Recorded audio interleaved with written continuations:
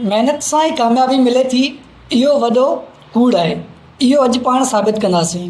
जेकॾहिं तव्हां SPSC जा एस्पायरेंट आहियो त यादि रखो, तव्हांखे कॾहिं बि महिनत सां कामयाबी कोन मिलंदी, छो त SPSC में 80 मार्क्स वारनि खे 90 मार्क्स वारनि खे वाइवा में फेल कयो वेंदो आहे ऐं 33 वारनि खे 99, 93, 96 मार्कूं ॾेई पास कयो वेंदो आहे। इहो SST, HST ऐं हुन खां अलावा इंग्लिश लेक्चरर में 80 वारनि खे फेल कयो वियो आहे, 83 वारनि खे ज़ूलॉजी में टॉप करण ते बि फेल कयो वियो आहे। सो तव्हांखे इन ॻाल्हि ते यकीन नाहे करिणो ऐं तव्हांखे असां सां गॾु बीही करे आवाज़ु उथारणो आहे SPSC जे ख़िलाफ़ु। जीअं I have also topped in 3 competitive exams that are conducted by SPSC.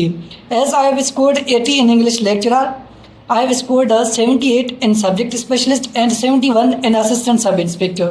हाँ तव्हां ॾिसो 20 सीट्स हुयूं इंग्लिश लेक्चरर जो, मुंहिंजी 10th पोजीशन हुई पर मूंखे इंटरव्यू में फेल कयो वियो। अगेन सब्जेक्ट स्पेशलिस्ट जो 100 सीट्स हुयूं, मुंहिंजी 5th पोजीशन हुई ऐं 78 स्कोर हुयो पर मूंखे इंटरव्यू में फेल कयो वियो। ऐं हींअर अॼु 18 जून 2025 ते ASI जो इंटरव्यू ॾेई आयो आहियां, जंहिंमें मुंहिंजो 71 स्कोर आहे ऐं मुंहिंजी 3rd पोजीशन आहे मेपो ख़ासि रीजन में, जंहिंजो बि 100 सीट्स आहिनि पर मूंखे ख़दशो आहे मूंखे इन में बि फेल कयो वेंदो।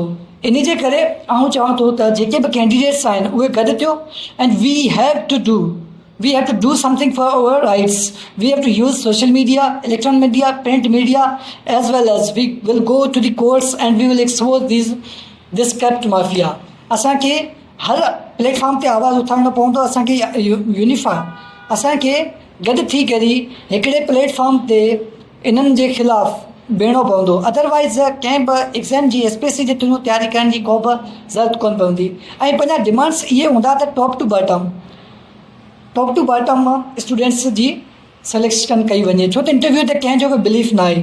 ऐं जेके 60+ आहिनि स्टूडेंट्स या 70 ऐं इवन 80 ते आहिनि, जेके 70+ आहिनि उन्हनि जो छा हिकिड़ो वेटिंग लिस्ट लॻाई वञे। ठीकु है, जीअं जेकॾहिं IBA ज़रिए 30 ॿारनि खे JST कयो वञे थो, सो पाण असीं 70 ऐं 80 ते लेक्चरर छो नथा थी सघूं।